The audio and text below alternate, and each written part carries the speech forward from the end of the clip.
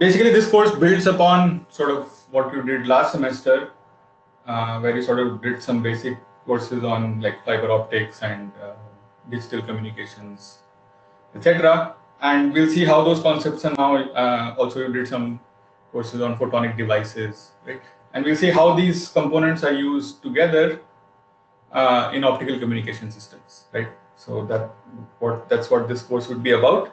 So a lot of the concepts would be sort of refresher from previous courses, but they'll be applied sort of in new settings, and we'll look at them in sort of different scenarios. Okay. So nice to see most of you have joined. I think there are about 30 people registered for this course, and I see about 24. So before we start with the actual course, I maybe wanted to just spend a few minutes on some general comments. So what we've noticed sort of in these online semesters and online classes, what we generally see is that the attendance is quite poor, right? Maybe that's also because students feel that anyway the recording is going to be available, so there's not much point in joining the live class. They can always look at the recording. But I just want to emphasize that I mean, the advantage of joining a live class is to your benefit. So from experience, I can say that you can sort of maximize your learning in the minimum time if you attend the classes and just focus. Your study time outside the class would be very low. Okay, but if you just don't attend the classes and sort of postpone everything and you want to see everything later, then sort of everything piles up and you actually end up spending more time and learning less. Okay, so if you just have a discipline of attending the classes and sort of focusing on the classes during the classes, and also you can also get your doubts cleared in real time, that seems to be the most efficient way to maximize your learning with the minimum time spent. Okay, so it's to your benefit because you guys are doing many courses, right? And you have limited amount of time to spend on each course. So that's why we take these live classes also, right? We could also just put up recorded lectures and you can look at them. But we feel that still we want to try to simulate like a classroom environment and take these live classes. So you should take benefit of that. So try to attend all the classes, right? And building up this discipline. So any discipline that you build is basically, in the end, a time-saving exercise, right? You can see that in life, any kind of discipline that you build, it's in the end to save time, so that you can get done a certain number of things during a limited time period in a day or something, right? So that's why you have certain discipline. You wake up at a certain time, you take bath at a certain time, right? You eat food at a certain time. So you follow discipline to sort of accomplish more in a limited amount of time. It's the same thing with classes, right? So you have certain classes allotted at certain periods of time. So if you attend those classes at those times, you can, as I said, maximize your learning with sort of minimum time spent on it. So don't think that everything is available, recorded, put up there. I can see it at my leisure. And what ends up happening, we've seen, is that most people look at the material only like a few days before the exams or something, right? And that's a lot of material to catch up on immediately just before the exam. So what we've also noticed is that the performance of the students has been quite poor compared to when we had actual in-person classes. In the online semesters, the performance seems to be worse. And we think the reason for this is that basically you're not regular and disciplined, right? As you would be in an in-person setting. And you sort of, because everything is available online, students think that just before the exam, they can catch up on everything. So that's not the case. So beware of that trap, right? So I hope I see most of you, or almost all of you, in every class. Also, the time I made it an afternoon class so that it's also easy to join. You don't have to wake up very early in the morning, right? In the midday time. So the time is also quite convenient that you guys should also utilize. And okay, so that's one thing I wanted to say before and then I wanted to sort of, and the things I'm saying now are not applicable just for this class, right? For any class that you're doing. So I wanted to sort of concentrate on three particular aspects while you're doing this course or any other course. Okay, one is individual effort. So you have to sit down by yourself with the material and spend some time in order to understand it, right?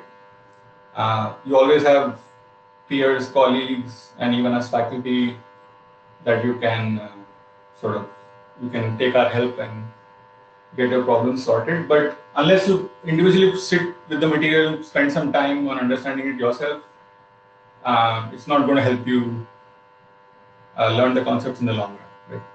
So, and I mean, this particular aspect is actually become easier in online mode because you're all at your homes, you're not together in a hostel, or you're not all together in the campus, right?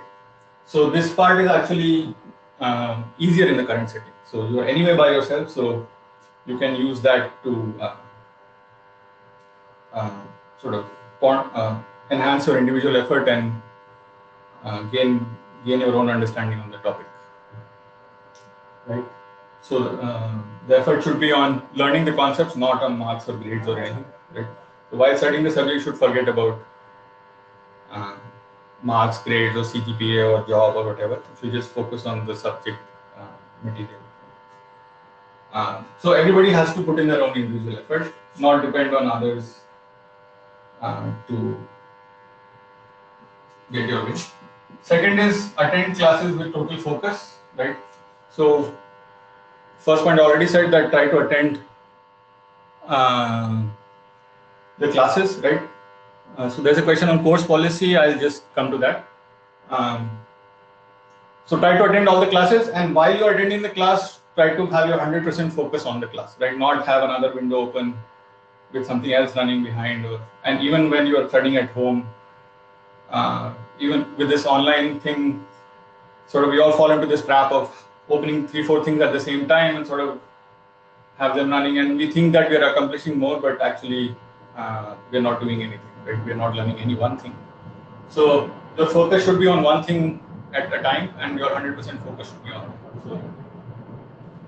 So as I said, if you attend all the classes and have 100% focus during the classes, your study time outside the class will be very low, okay? And you will be able to perform well and learn better without actually spending more time, okay? So keep that in mind. And then last is integrity. So by integrity, I mean basically honesty with yourself, right? So you have to be honest with your own conscience. So whenever you are studying something, not just study for the sake of, okay, what is the minimum material I need to study for this exam so that I can perform well or something, right?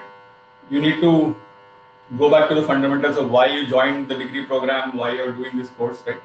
That's in order to learn a subject and hopefully maybe utilize some of the concepts later on in life, right? So be honest with your own conscience why you are studying this subject or any other subject, right?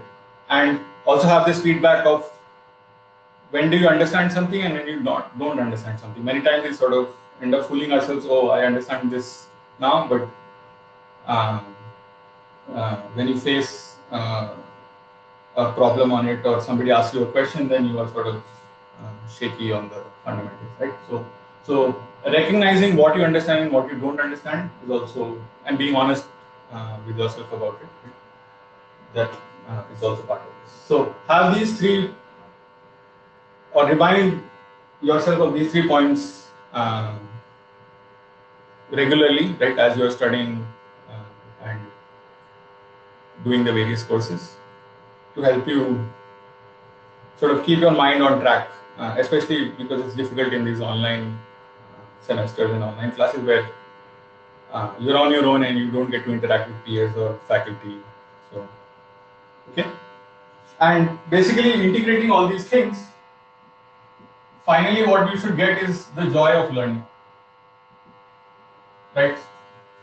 So again, in the end, why you are here is because you enjoy learning new things about science and engineering in your lives, right? So you're here actually for the joy of learning, right? So if you have these things uh, working together towards you, you see that actually you'll enjoy learning, right?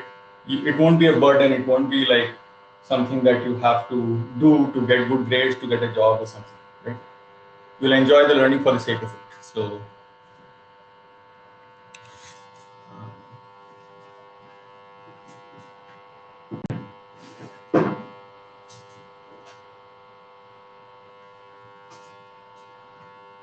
Okay, so in the end, of course, you have to enjoy what you're doing.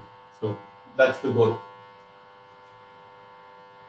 Uh, yeah, so I hope you keep these general things in mind through the semester and also uh, incorporate it into your sort of routine.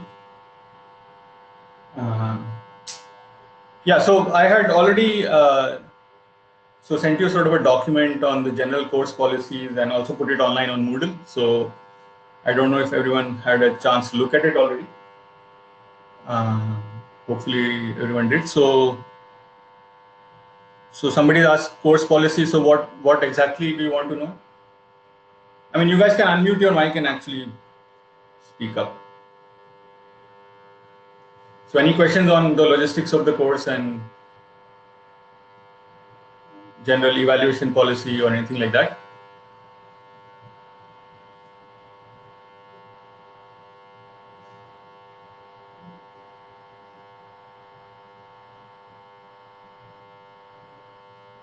Hello, sir. Yeah. Can I request something? Yes. When you are explaining, can you come in the front of the camera? Please, sir. Okay. I mean, I try to stand away because I want you to see the board clearly, but I mean, I can do that if you want. Yeah.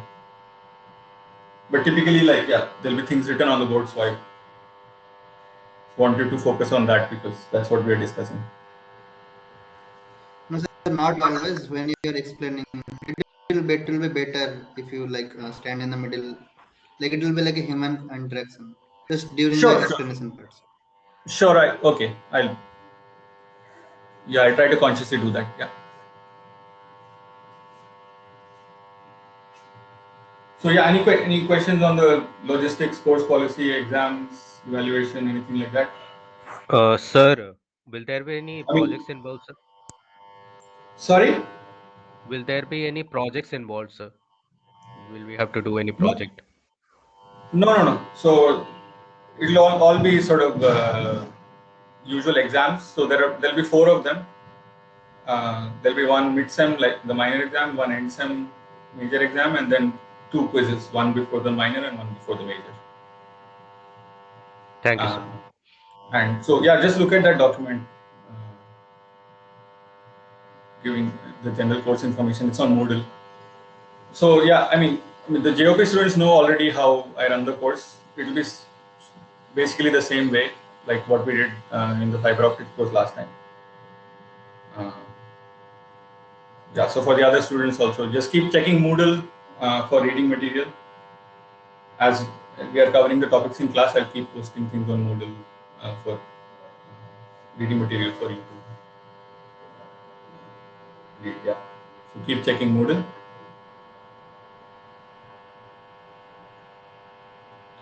Somebody has raised hand. Pooja, yeah, go ahead. You can ask.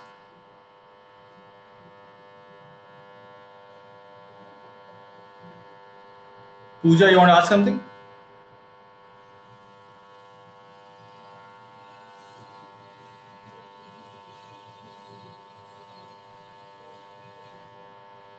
Maybe she raised her hand by mistake. Yeah, any other general questions?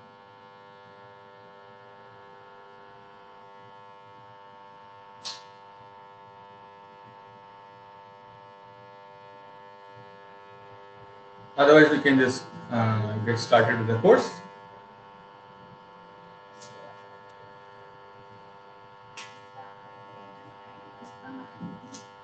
Yeah, so treat it as somebody already said, like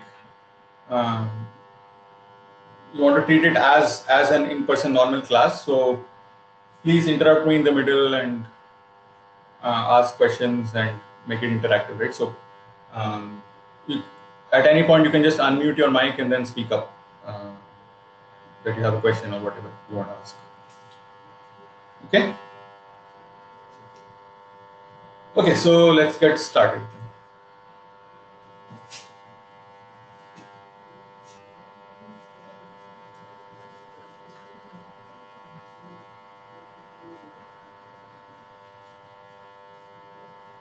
So approach these courses like with a sense of adventure, right? With a sense of curiosity. Don't treat it as some burden that that again, as I said, if you equate everything with marks and grade in the end, it will feel like a burden. But I mean, you should treat it as some amazing journey that you're on, right? Like we are studying about amazing concepts that can be encapsulated into these simple formulas, mathematical formulas, right? And utilizing this, we can manipulate nature for our own benefit. Right? That seems like a great thing if you think about it. And whatever concepts, and so any formula, for example, that we study, there's years and years of work of many people behind it, right? So we're actually privileged to sort of get to learn sort of the gist of the efforts of so many different people for so very long time.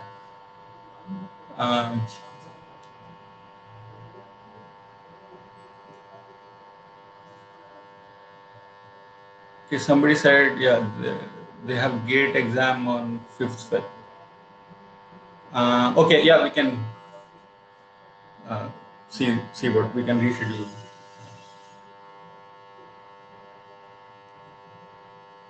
Okay.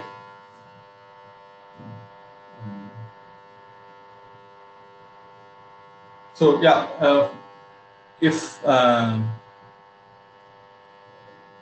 whoever else is, if anybody else is giving GATE exam, also just please let me know. So I guess GATE is on 5th of Feb. So I was planning the first quiz to be on 5th of Feb, but yeah, whoever is giving the GATE exam, just let me know, and we'll see. We'll either try to reschedule the whole quiz to a different day or see what we can. 12th is also great. Okay. Yeah. So whoever is giving GATE, just let me know when you are giving GATE on what dates, and then we can see.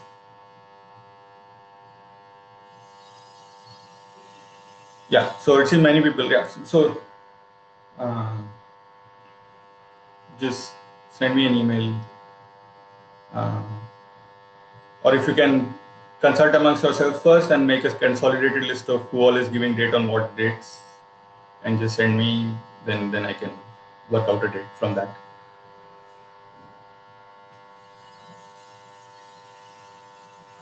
Okay. So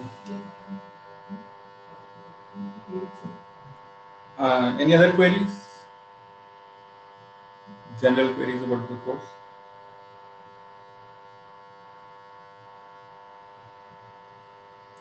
Okay, so let's get started. Right, so as this, you can see from the course name, it's about optical communication systems, right? So let's start from what a basic communication system looks like. You already know this from your other courses, right? So basically we have, so what is a communication system, right? We want to send information from one point to another point far away, right? So basically the system, we need to build some system in between that will do that, right? Carry information from point A to some other point B far away, right? So basically you have some information stored at some place A, right? So for example, on a server or a hard disk on your computer or something, and you want to send it to some other point. So you have a transmitter, right, which somehow encodes this information in a form such that it can be sent, right? So we, for example, we use RF and microwaves for wireless communication, right, on a cell phone, for example. For optical, we'll see that we put the information on an optical wave, right, or light, and then we send it through some medium, right, which is called a channel. So this is how the signal propagates between the sender and the receiver, right? And at the receiver end, we receive the signal and then decode it to obtain the original information that was meant to be sent, right? So in the optical case, for example, this channel is an optical fiber, right? So we send light using optical fibers which act as wires for light, right? In the olden days, we used to transmit information using electric current in copper wires. So there the channel would be copper wires. For RF microwave wireless communication, the channel is free space. Right, so that's a basic communication system, and we'll see basically in this course we'll study in detail sort of each aspect of this system, like the transmitter, channel, receiver, and how information is encoded onto the transmitter and is decoded from the receiver. So we'll study various aspects of this system for the optical case, where we send information using light. Right, and so why do we or why are we using optical communication systems, right? So again, we have these electrical communication systems already for a long time, but nowadays, like the backbone of the entire global telecommunication network are these fiber optic systems. Okay? And so basically, the reason that you can sit anywhere, log on to Netflix and stream a high definition movie from anywhere is basically enabled by these optical communication systems that we're going to study. Okay? And basically what optics gives you is one is that, so the carrier frequency is very large, right?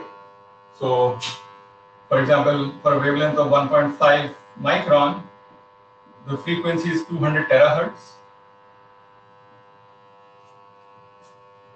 right? So this is orders of magnitude larger than, for example, RF or microwave systems, where the carrier frequencies are typically, let's say, gigahertz or tens of gigahertz. Right? So this is like 10 to the 4 times larger carrier frequency. And so why does a large carrier frequency help? So recall like a basic communication system that we build. So how do we encode information and then send it from the transmitter? So you have some message signal, right? So this is your baseband signal, right? So for example, it could be audio or video or voice or whatever, right? So this is some baseband signal that you want to send to the other party. And the need for this communication system arises because I can't send this directly. Right? So for example, if you imagine a telephone, why do we need a telephone system is because if I just speak from here, somebody down south, like for example in Chennai or something, cannot hear me, right? So the message cannot directly transfer. So what we do is we have this telephone system. So when I speak, the voice is encoded onto an electrical signal, which then travels long distance, and then at the other end is encoded. Okay. So basically, we put this message signal onto some carrier frequency, right? And then, so this is called modulation, as you all know. And then we send this modulated signal through the channel, right?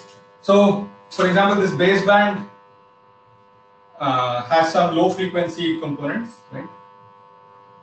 Let's say up to some frequency FM. So when we modulate it onto the carrier, the spectrum now shifts to FC, right? So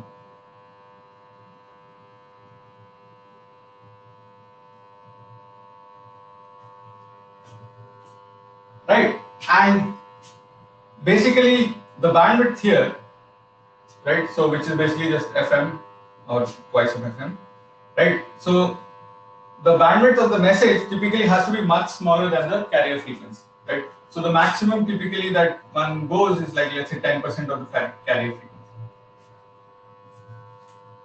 right? And why do we need this? Is because basically what we want is that the frequency content here is all very close to FC. Okay? Why? Because basically we build the communication system such that this FC travel well through the channel, right? Without much loss or noise added, right? That's why we are doing this, right? Otherwise we would have sent directly the message signal. But because the message signal has either very high loss or some other distortion, the message signal doesn't directly travel. So we put it onto this carrier frequency, right? So this carrier frequency is chosen such that it travels well through the system here. And so now when you put the message signal, there are other frequencies around FC. And if the deviation from FC is small, right, then basically all these frequencies behave similarly and the information gets transmitted well without much distortion, right? But if FM is actually comparable to FC, if this bandwidth is large so that you actually start getting close to the origin here, then basically these frequencies, let's say, so the low frequencies would behave differently from the high frequencies through the channel. Okay? And if they behave differently at the output after transmission through the channel, the spectrum will change, right? Which means when I demodulate it, when I take it back to zero, the received signal will not look the same, it will have some distortions, right?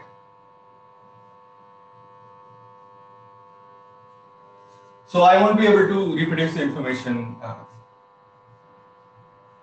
with good fidelity. So that's why the message signal, the modulating frequencies, the bandwidth of the signal that you want to transmit has to be much smaller than the carrier frequency. So I hope that concept is clear, right? So basically the bandwidth that I can transmit is now sort of limited by the carrier frequency, right? So for example, if I'm using FC, let's say of 10 gigahertz, then the maximum bandwidth I can send is 1 gigahertz, right? I cannot send data faster than that, right? Because it will get distorted. So, but again, with optical, what we have done is basically push this carrier frequency now to hundreds of terahertz, right? Which means you can see that the bandwidths now also go up to terahertz or even 10 terahertz. Okay, so you can see that the capacity, the data capacity now I can send is much higher. Okay, and basically that is what is sort of growth of this global internet, right? Because there is so much data that needs to be transferred, and there is no other basically system, right? All electrical systems, even wireless systems, don't have high enough carrier frequency to. So this, for example, next generation 5G technology that is coming up, they're pushing this FC for the microwaves by an order of magnitude. So currently, for example, your cell phone wireless signals are around, the carrier frequency is, let's say, around a gigahertz, or maybe a couple gigahertz, 3 gigahertz, somewhere there. Now for the 5G systems, they want to push it up to tens of gigahertz, right? So maybe 20 gigahertz, 30 gigahertz, up to 50 gigahertz. So that now the bandwidth can also increase by an order of magnitude. But with optical systems, you can see that we are much, much higher than that. Okay. So all the backbone network, like between servers and routers, that is happening is these optical systems. And now we are trying to extend these optical systems up to the consumer, right? So now you have, for example, fiber to the home. You can get optical fiber internet right into your home, right? So basically all this is because the more, like if you convert more and more of your communication network into optical, that enhances the data rates, right? Basically that's the key point. Second point is that, so not only do you get very large bandwidths and data rates, your propagation losses are very low.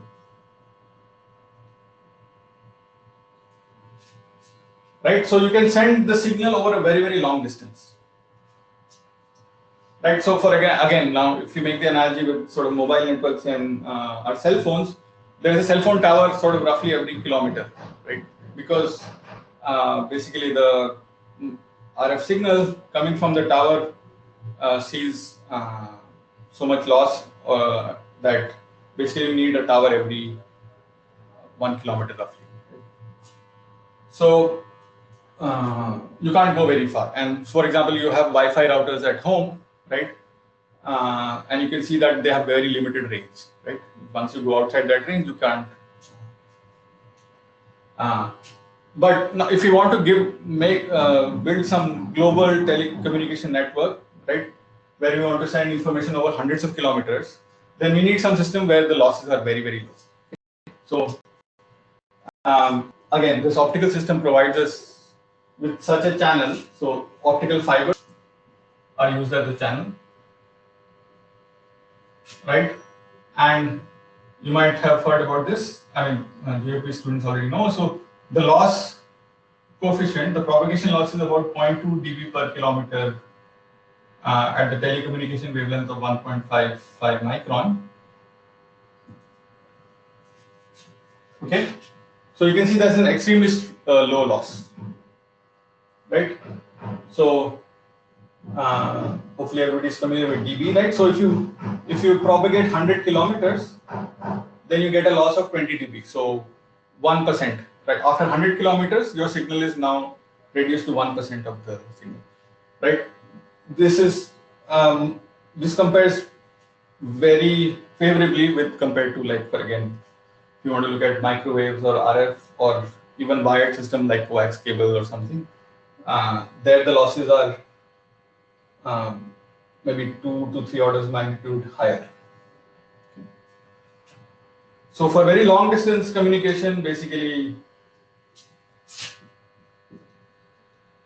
optical fibers are only option we have.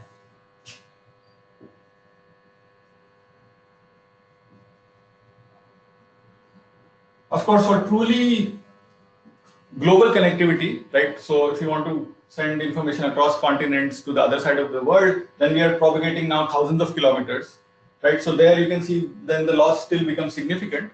So there still we need some repeaters or optical amplifiers along the line. So we'll study about all these things. But again, compared to any electrical systems or RF microwave system, yeah, there's no way one can do global connectivity with that. I mean, now people are trying to build some complicated system with mainly satellites. You might have heard about Elon Musk and plans by people such as him and others, where people are trying to send like lots of hundreds and hundreds of satellites orbiting the Earth, and then they all communicate with each other and then beam information. So each satellite covers some part of the Earth. But so that's still sort of technology that is being built. And again, the data rates there will not be comparable to what you can get with these in the fibers. Okay? Because again, you are in the end beaming down like microwaves. Yeah, so there's a question of what are the typical losses in RF and microwave. So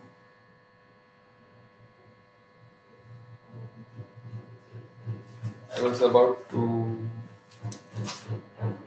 discuss that, but typically it's like few dBs per. So like for example, if you look at coax cable,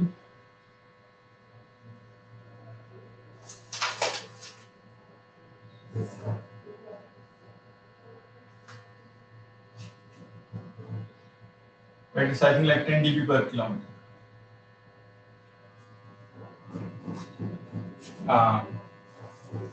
And then through free space, of course, you have all these obstacles and things coming in between, which increases your loss. Of course, if you had perfect vacuum, then there is no loss, right? If you just send electromagnetic waves through vacuum, then there is no loss. But because we are doing it in a terrestrial environment, right? Some radio station is beaming these microwaves, and then you have all these buildings and trees and whatnot coming in between. That's what is giving you the losses. But if you want to compare, like for example, wires or cables, if you take a coax cable which carries electrical signal, you can see that it's about 2 orders of magnitude higher loss.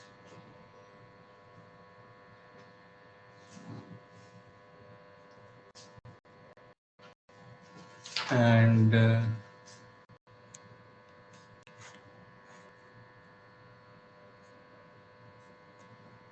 yeah, somebody has raised, Ayushi has raised her hand. You have a question? Sir, you told me one point, the low frequency will behave differently in a channel and like they will change. So I don't understand that point. Like at same message and carrier frequency, how low frequency will behave. So you understand this modulation concept, right? So the modulated signal now has center frequency FC, and then you have some extent determined by the bandwidth of the message, right? So now the signal that I am sending through the channel, the frequency extent is from FC minus FM to FC plus FM, right? So now, for example, if FM is very large, so let's say FM is like 0.5 FC, then this is the minimum frequency in the signal here is 0.5 FC. The maximum is 1.5 FC. Okay, so these are very, very different frequencies, right? Right. So, for example, I don't know, if your FC is like 1 gigahertz, then this is 500 megahertz, and this is 1.5 gigahertz. Right. So those are very, very different frequencies. So now, for example, let's say, for example, if you take a coax cable, right, the loss is actually frequency dependent. So 500 megahertz will see a much different loss compared to 1.5 gigahertz. Okay. So, for example, if 1.5 gigahertz sees a much higher loss, then after propagating through the channel, like the higher frequencies will be attenuated a lot. Right. So the spectrum at the receiver will now look like this. Right. So when I demodulate my message, I won't get my message back, but it will look something like this, right? So yeah, it will be weird. It won't be exactly like that. You understand what's happening, right?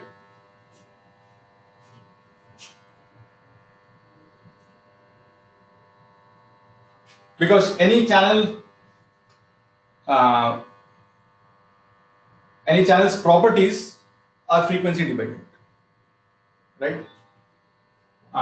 So, for example, loss through any channel is frequency dependent. There are other effects. So, for example, in optical fibers, we'll see there is another effect that is dispersion, right? Which also distorts your signal. So that's a frequency dependent effect, right? In RF or microwave systems, you might have heard about fading, right? So basically, the channel characteristics are frequency dependent. So that's why we want the entire signal to see the same characteristics, right? So if the entire signal sees the same characteristic, we can correct for it, right? We can compensate for the loss it's seeing or some other whatever distortion. But if every frequency is getting distorted in a different manner, it's difficult to reconstruct, right?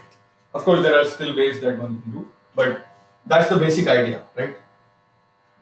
Of modulation, that we sort of translate the message from baseband up to a frequency which is very high, such that now all the frequencies in the message see the same channel. That clear?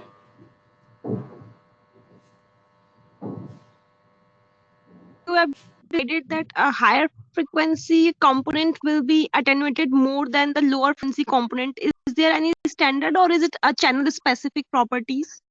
It's a channel specific property, right? So, for example, free space. So these radio towers now, when for the wireless communication, when they are traveling through buildings or trees, that will have a different channel characteristic.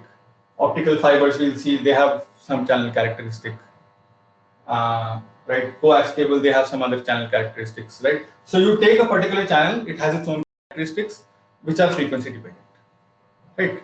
Thank you, sir.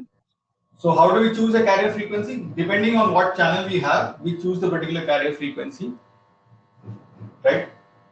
And the signals that we can transmit are now limited in bandwidth by the carrier.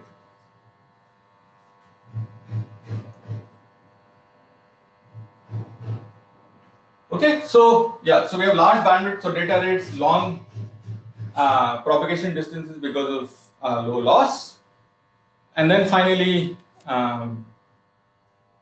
because these are like optical fibers are like wires, right, which confine the light inside them. There is no, and also because the frequency of light waves is at such a high frequency, right? There is no sort of external electromagnetic interference.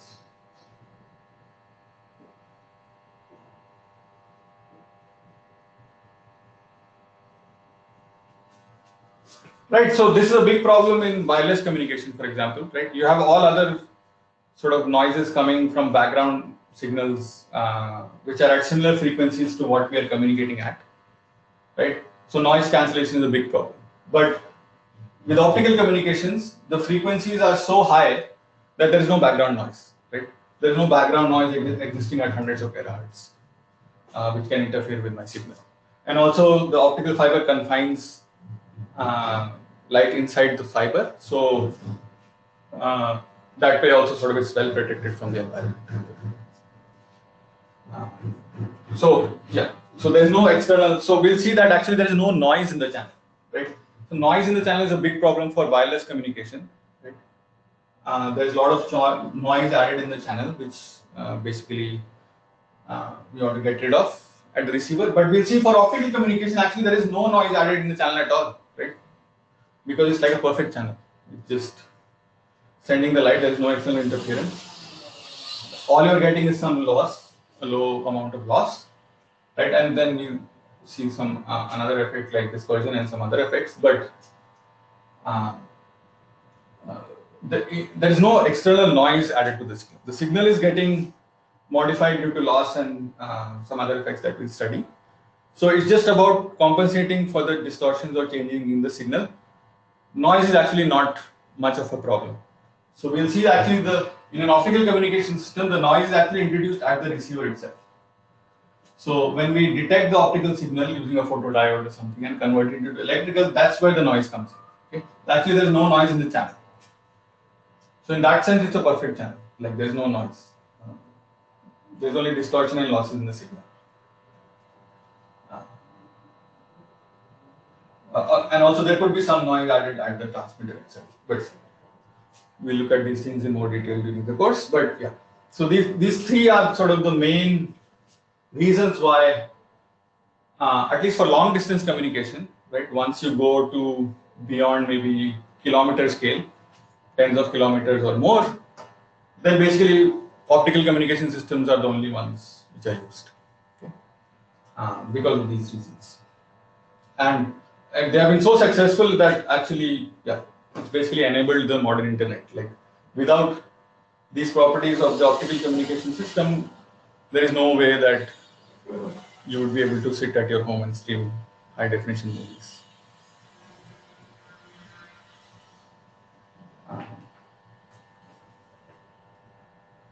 Okay, so maybe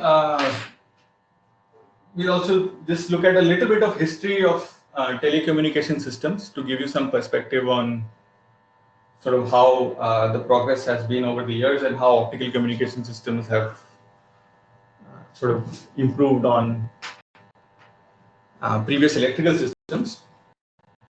Okay, so the first, I mean, if you go way back, like hundreds of years ago, or maybe even thousands, actually the earliest way that people used to communicate with each other, right, was an optical system. Okay, so you can imagine before electricity, anything was invented, people knew how to make fire, right? And you know that fire, you can see, if you have a big fire, you can see it from a long distance away, right? So actually there are some records in various sort of civilizations that people actually used sort of controlled fires, or you can call them lamps, right? Like a flame lamp, like a torch or something. You could actually use it to communicate over long distance, right? Somebody far away can see the flame. So if you somehow modulate the property of the flame, let's say somebody is waving it around, right? And if the other guy can see, sort of, for example, he's waving it at some rate. So maybe if he holds it horizontal, then it's meant to mean something. If he holds it vertical, then it's meant to mean something else. Or maybe he covers the flame with something, then opens it up, right? So you can imagine that this way you can actually send some information. So the earliest way people communicated over long distance was actually using optics, right? Using light through fire. And then once people, for example, knew how to make lanterns or lamps, which are basically controlled flames, right? Then you can also modulate, like you have these gas lamps. So if you turn on the gas supply, you'll generate the flame. If you turn off the gas supply, then the flame goes away, right? So you can control this. Of course, this is very slow, right? Some manual thing. So if you want to talk about, for example, some data rate or bit rate, it'd be like, so for example, 1 bit per second or something, right? Quite slow, but you can actually send distance quite a long, right? And you can then repeat this. So somebody sends to someone maybe 100 meters away who can see, and then he sends it to another one. So using repeaters, you can send quite fast. So actually, way back in 1794 in France,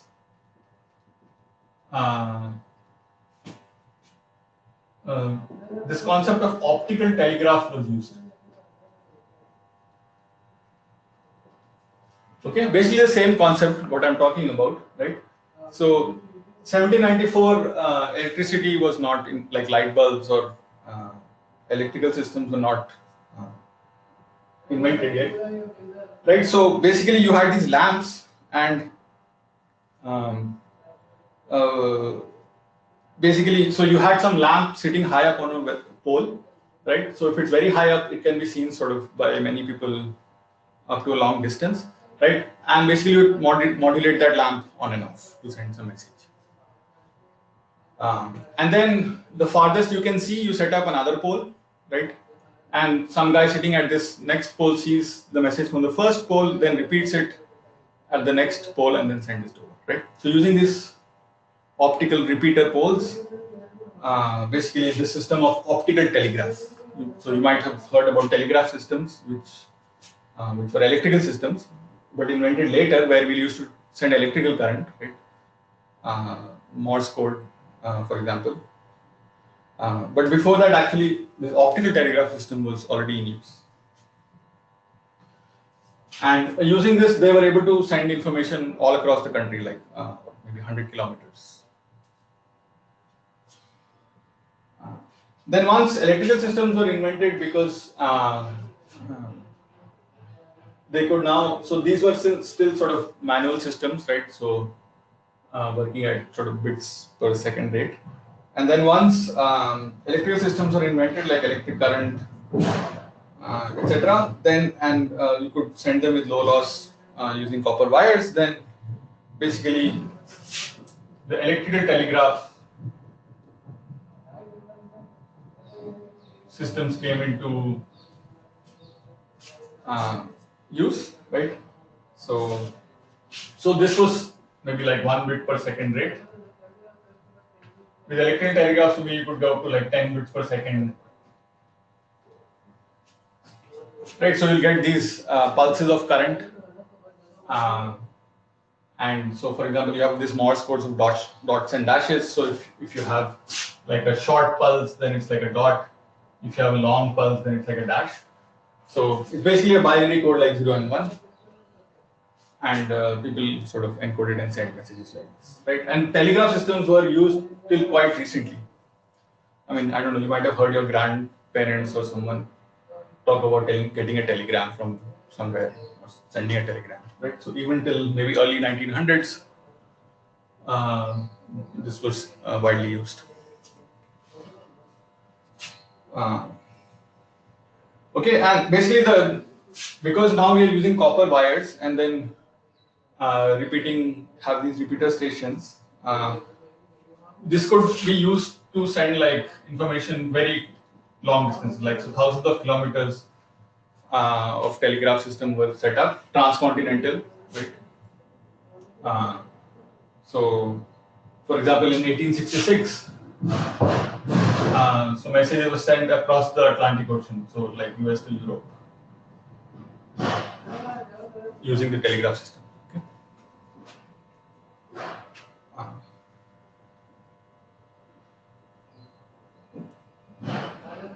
But the speed was very low. So the next big sort of step forward came with the invention of the telephone. Right. So basically, telephone, as you know, was a device which could convert directly speech or audio into electrical signals and then send it forward, similar to the telegraph system. But in the telegraph system, the only difference is like here, somebody had to manually encode some message into electrical signal, right? So press some switch to generate a current. Whereas in the telephone, basically, there's an automatic transducer, some pressure transducer, which senses the pressure from sound and then converts it to electrical current automatically, right? So with this, you can send now speed signals, right? So the rates are now, let's say, a few kilohertz or kilobit per second.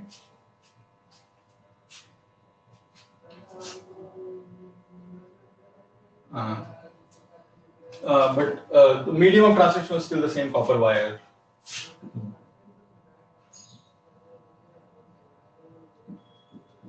And the copper wire, I mean, although we say this is a very good conductor of electricity, it actually has quite high loss.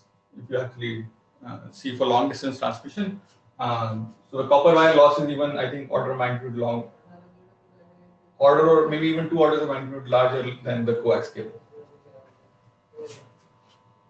Okay, so basically, if you want to send a long distance, you need repeaters very, very often to sort of reconstruct the signal. Okay, so then next big breakthrough came was a theoretical one. So where Maxwell predicted electromagnetic waves, right?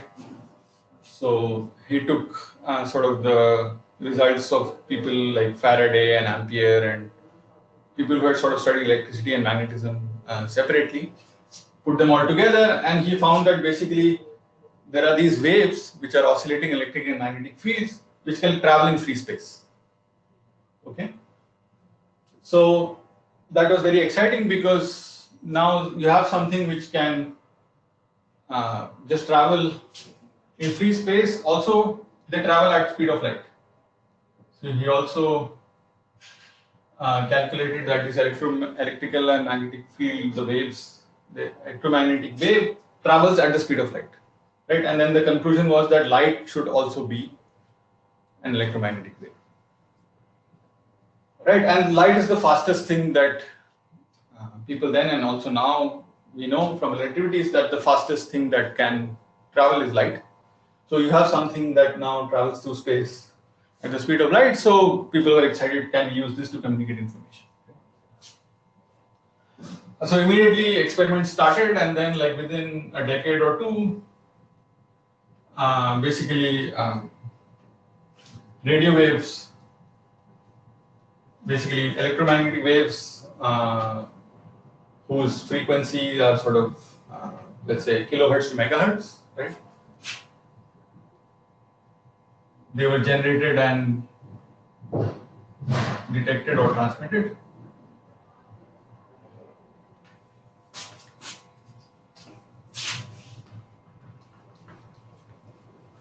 So you probably have heard about the experiments done by Hertz and Marconi later, who sort of developed this radio transmission to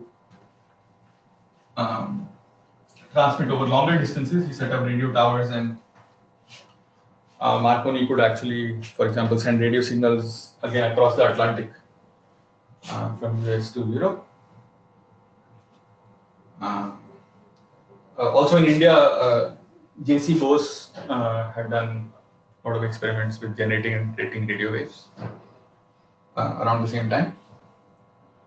Right, so here basically the carrier frequency of these waves are roughly, let's say, 100 kilohertz to 2 megahertz or so. Okay.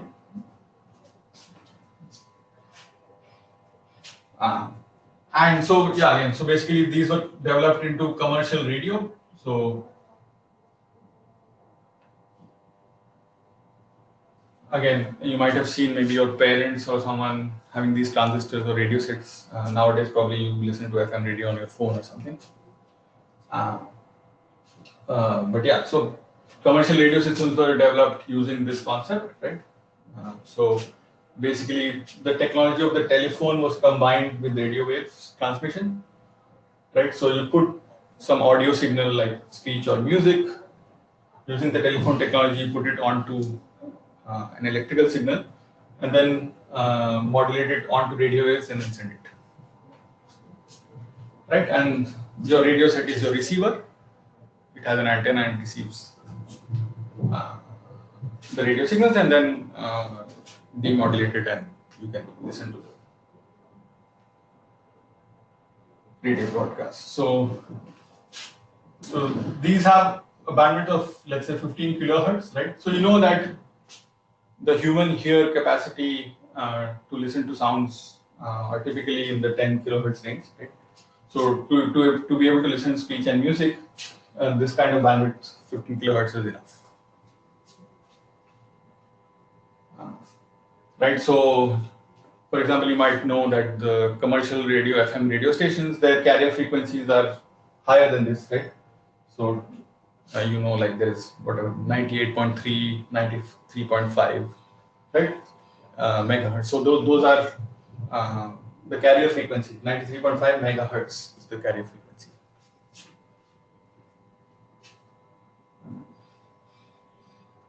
Right, again, so because now the bandwidth is so small, you can have many channels close together. That's why you have like 91.1, then 93.5, 95, whatever. So because the bandwidth that each carrier, so you have carries is very small. So you can have another channel next to it.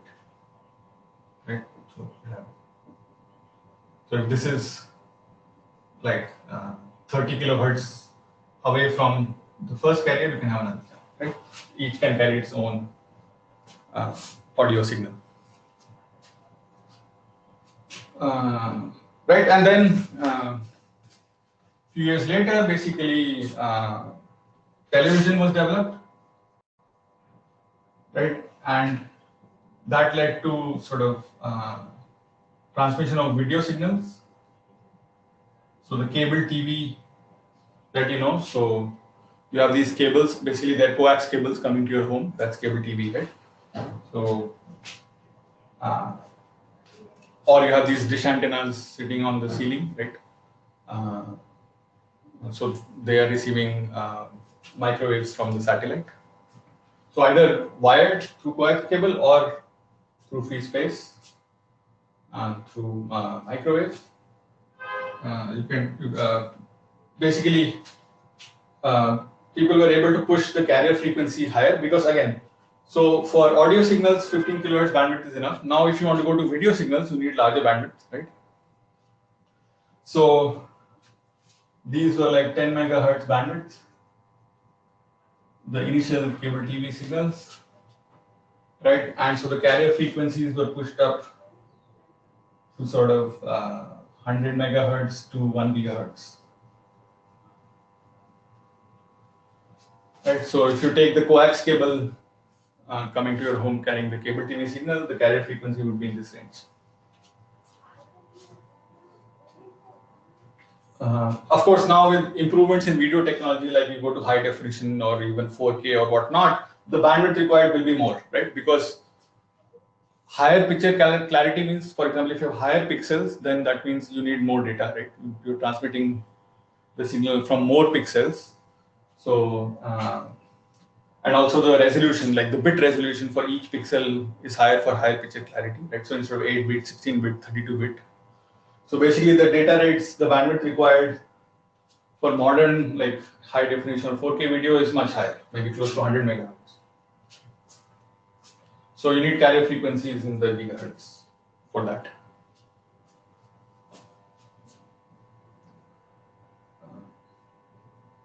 Okay, and then in the late sort of 1970s, 80s, this radio wave concept was sort of generalized, and basically these cellular or mobile networks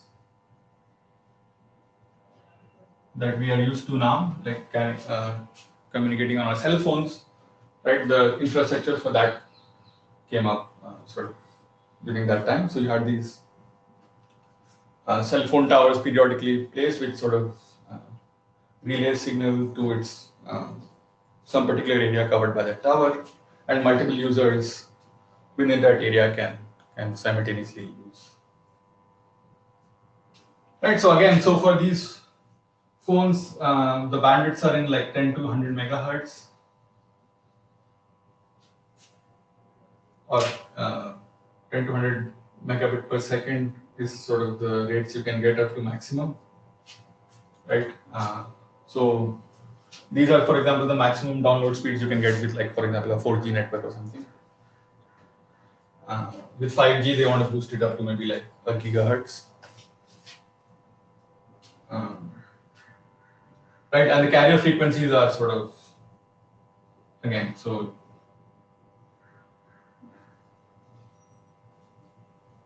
FCs typically, so you have some carriers which operate at 800 megahertz all the way up to like 2.4 gigahertz.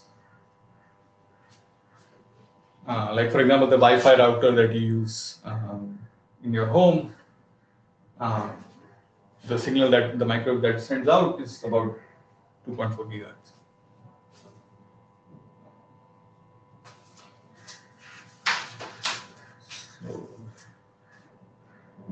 Right, so this was basically the communication systems using sort of, you can see, electrical means of transmission, right? So either electrical current or electrical current through wires or some cables, or electromagnetic waves like RF waves or microwaves through free space, right? So those are like electrical transmission systems, which the culmination of which is sort of like the cell phone networks that we use nowadays, or the Wi-Fi networks.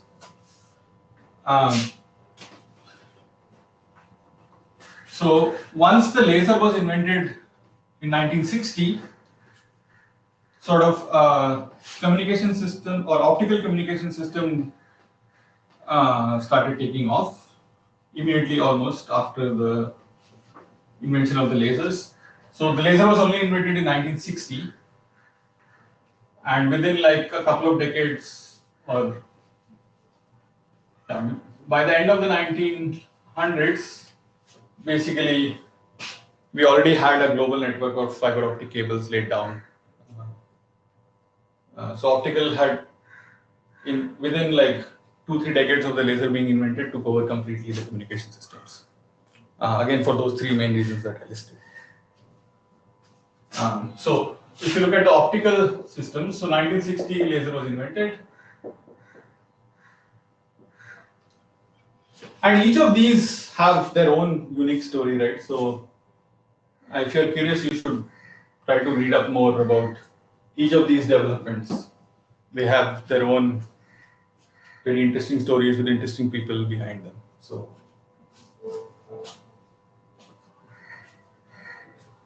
like the laser was invented by someone practically, but he sort of was not recognized for it.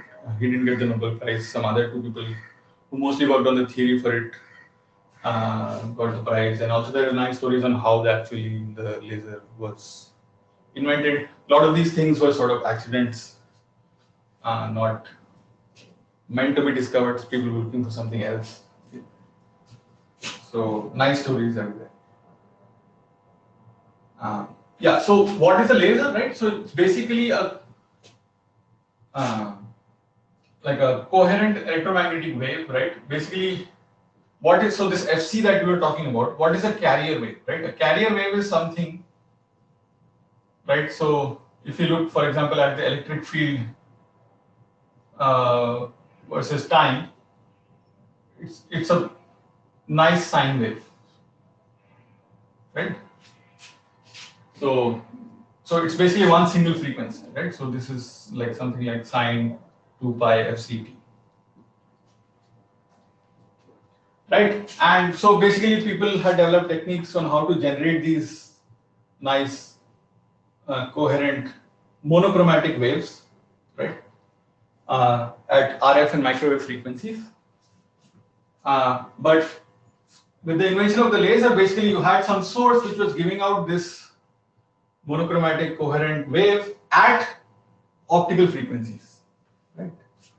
So of course we had optical sources before this, like light bulbs or again flames, fires, and things like that.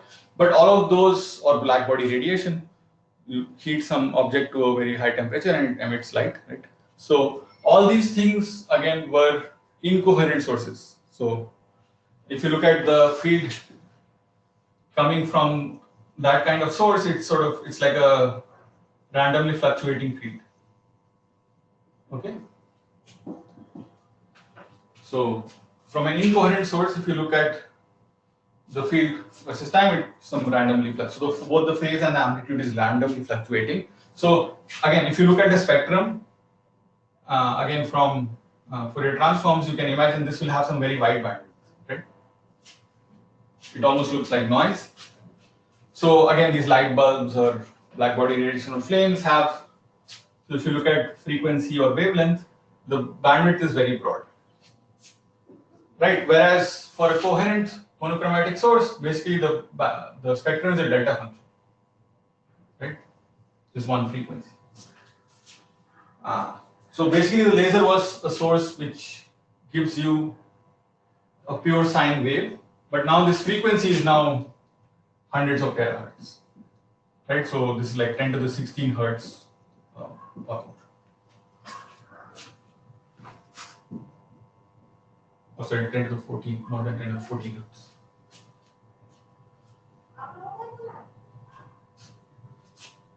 Okay, so basically the laser was now a device which will give me a carrier frequency at this very, very high frequency, right? So now if I can use the same modulation techniques with such a high carrier frequency, I can get, for example, the benefit of very high data rate, etc. Right? Because now I can put a very large bandwidth signal onto this carrier, but the fractional bandwidth will still be small because FC is so large. Right?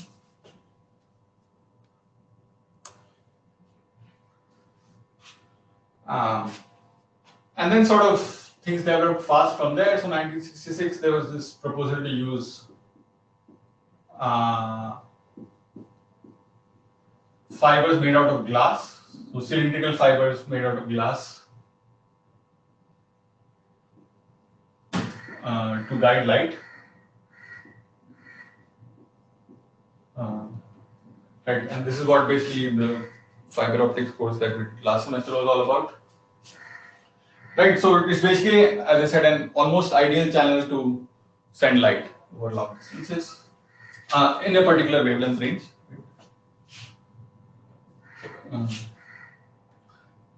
And then developments in fibers very fast. So sort of like from the 1970s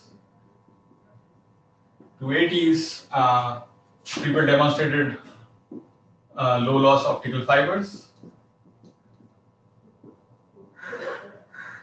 Right, so starting with sort of 10 dB per kilometer losses, which was already comparable or better than the electrical cables. Then finally down to this 2.2 dB per kilometer, which is the state of the art, and that's sort of the fundamental limit. So if you had perfectly pure glass with no impurities, no defects whatsoever, even then, just due to Rayleigh scattering, there is a minimum amount of loss expected, which is basically close to this value, right? So basically, the technology to make optical fibers is now as good as it can be, right? And the loss is basically the fundamental theoretical limit.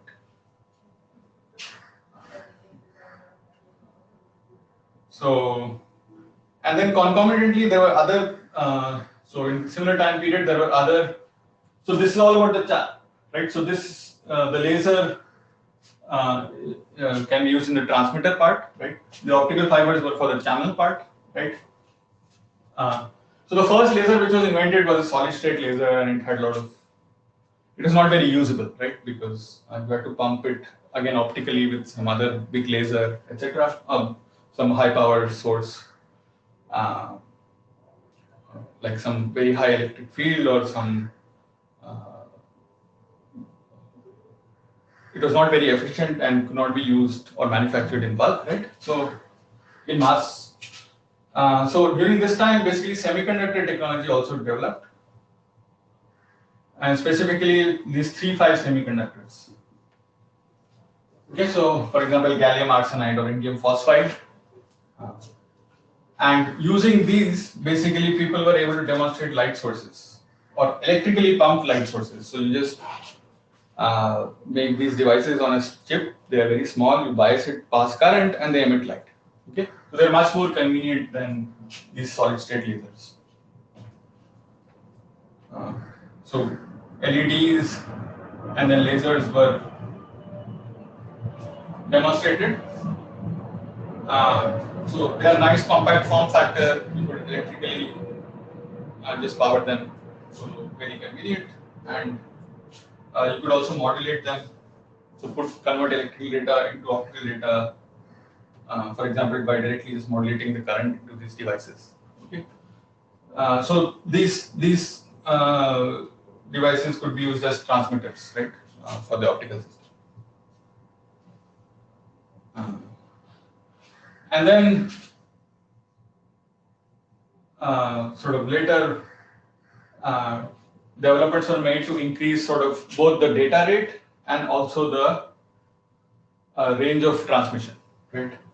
So already, so with this loss, you could go maybe up to like tens of kilometers or 100 kilometers. But if you want to go beyond that, then you need repeaters. So optical amplifiers were invented in the 1990s. So, for example, you could place an amplifier after every 50 or 100 kilometers, which will boost the signal back up, and now you send another 100 kilometers. Okay. So now you could send signals for thousands of kilometers and have global connectivity.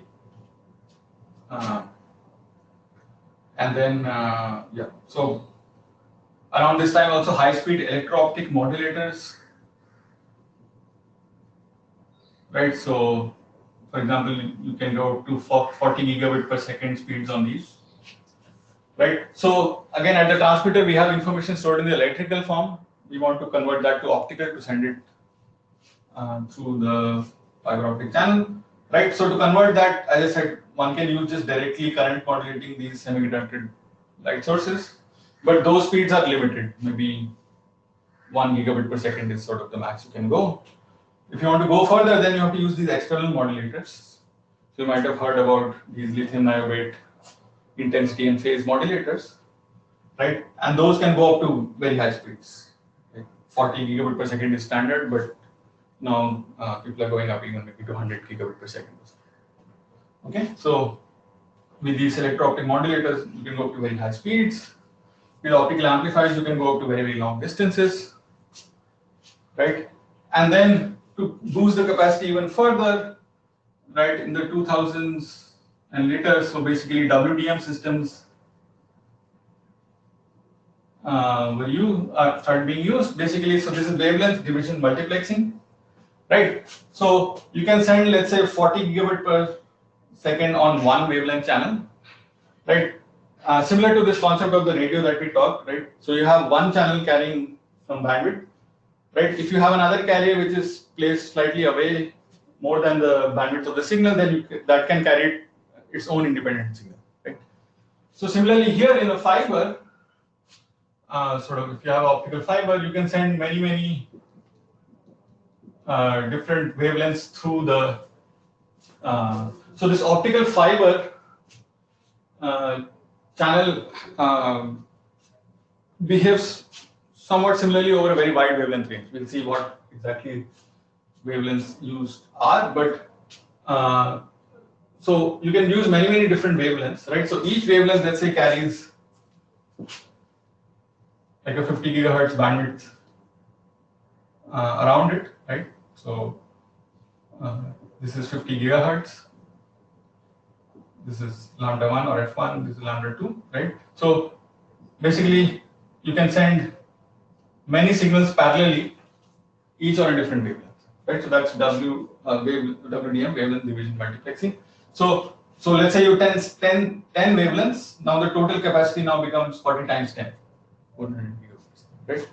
So with these nowadays state of the art, people sort of routinely have 1 to 10 terabytes per second sent over multiple wavelength channels over like hundreds of kilometers.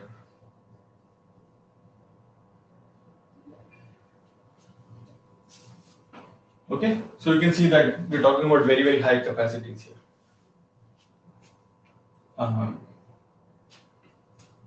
Right, so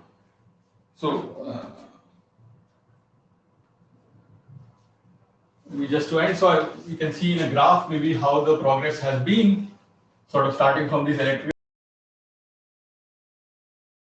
So the figure of merit that we are looking at here is sort of the data rate bandwidth times the distance over which we are the distance of the link, correct? The distance over which we are transmitting. So basically the bandwidth in, let's say, gigabit per second times the length in kilometer. That's sort of the metric. So if that number is larger for a communication system, that that communication system is better, right? That means we can send data at a higher rate over longer distance.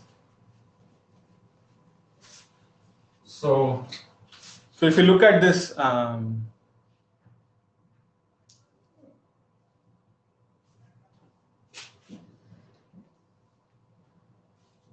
so unit of bandwidth times length.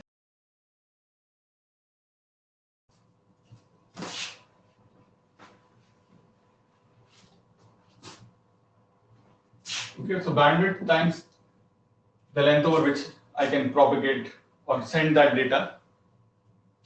So this will be gigabit per second times kilometer will be the units.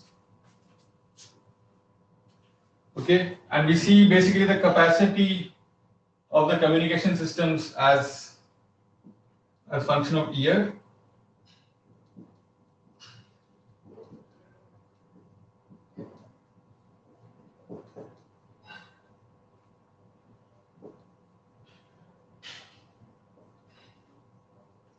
Okay, starting from, let's say, so again here, so initially, okay, not that one. Maybe let's first look at the over a longer period of time, like starting from the very first electrical systems, so 1850.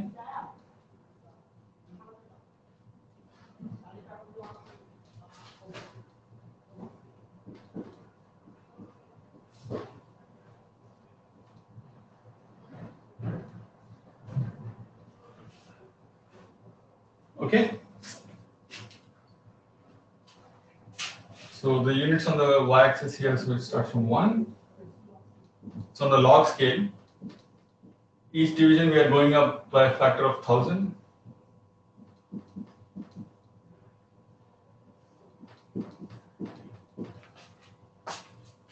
Okay.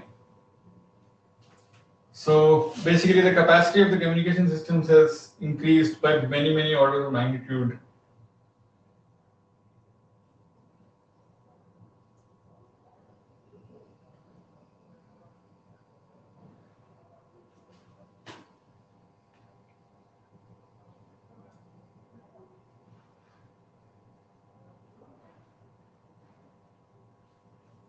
Okay, so it's sort of going like that. So here, these are the electrical telegraph systems. Okay.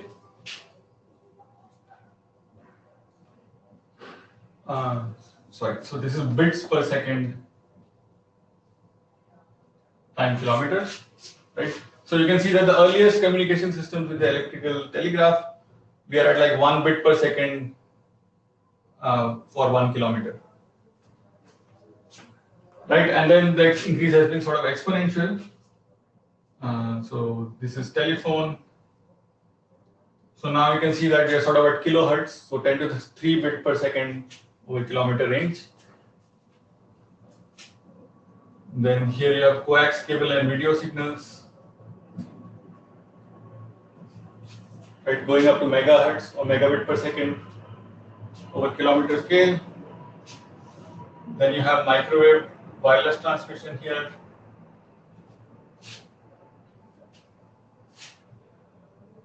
And then sort of from the 1980s onwards, now you have like light wave or optical systems.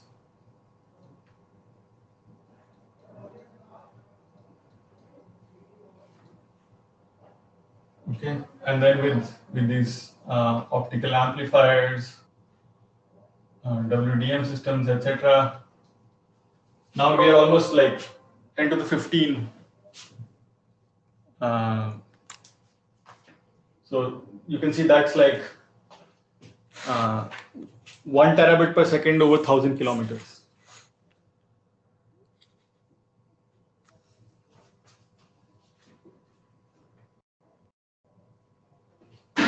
Okay, so that's sort of the capacity now we are at. Right. We can send terabit per second data over 1,000 kilometers. Right, and of course, research is still being done to how to even expand this capacity further because the internet traffic keeps increasing, right? More and more people are streaming videos all the time, so basically, this graph work is going on to push that even further. But basically, beyond this now, so this was electrical, and like after 1980 or so, this is basically optical. And another effort has been to sort of push this optical systems more and more towards the consumer, right? So now all the back end between routers and servers, everything is optical. Now they are trying to bring in optical within the servers, within data servers, right? So let's say you want to communicate between one rack here and another rack few meters away. Even that they want to replace the copper wires with optical fiber because one thing is you can increase the data transfer rate. The other is actually just loss again. So copper wire has enough loss that with these data servers having so many thousands of drives running all the time, that actually they generate a lot of heat. Okay, and actually, if you look at these huge data centers of Amazon or Facebook or something, they're all located near huge water bodies, right? Some river or some lake or something, because they need huge amounts of water cooling to just sort of keep these servers cool. So another advantage that you can get by replacing copper wires with optical fibers is now you eliminated that loss, right? Again, we saw that the loss in optical fibers is extremely low, and actually that loss is just Rayleigh scattering. It does not generate heat. So whereas electrical loss, right, electrons traveling through conductors, that loss generates heat, right? It's a resistance. This optical waves traveling through dielectric does not generate any heat. So that's another big factor why. And of course, then towards the consumer end also, people want now fibers right up to the user end. Again, for these reasons.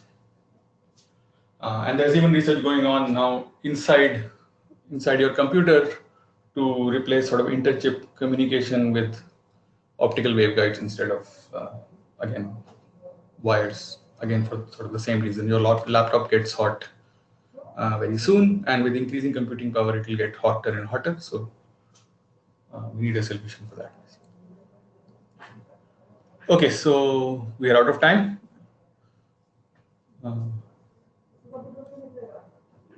So any questions? So just mostly just sort of history and introduction to the area in general.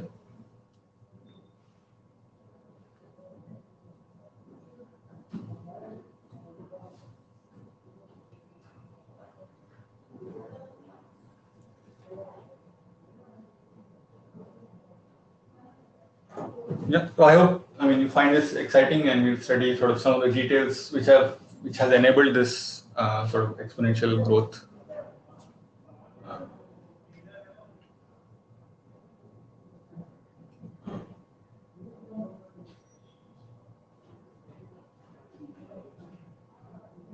So, and this optical communication systems, probably along with sort of semiconductor manufacturing, so this transistors, this Moore's law scaling, where people have developed technologies to make smaller and smaller devices and pack millions of devices into one chip, electronic devices, IC technology basically.